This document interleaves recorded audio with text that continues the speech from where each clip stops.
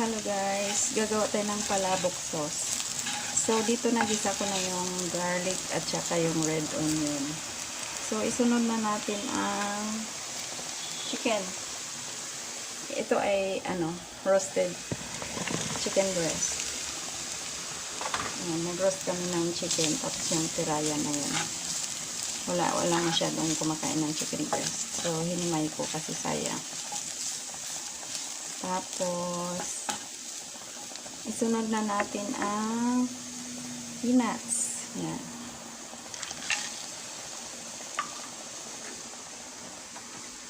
Peanuts. Yan.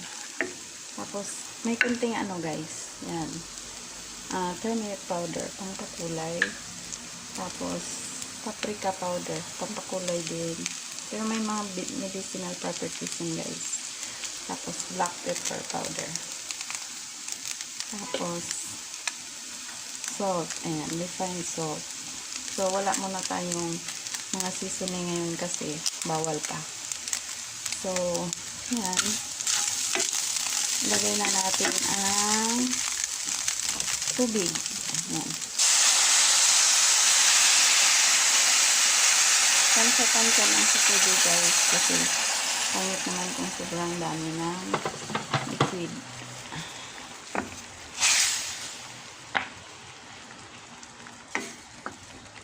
Tapos isunod na natin ang slurry.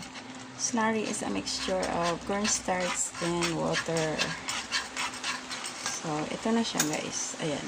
Mixture ng cornstarch at water. Pampalapot. Ayan. Mas mabilis kasi maluto ang cornstarch kaysa sa harina. Ayan, sobrang lapot na yun. Mamaya na lang yan i-adjust. So, may dagdag pa tayo yung sibas fillet. Kasi wala kaming tinapa. Sibas lang. Bawal ang tinapa dito. Kasi maraming allergic sa ganong klaseng pagkain. So, sibas lang.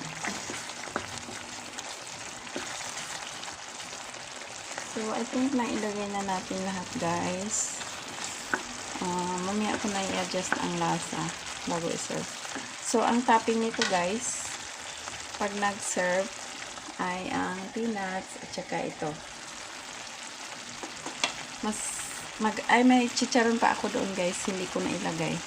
Dudurugin pa nandun sa table. So, luto na yung ating palabok noodles. Ayan. Palabok noodles talagang pangalan niya doon sa mall. So, yan.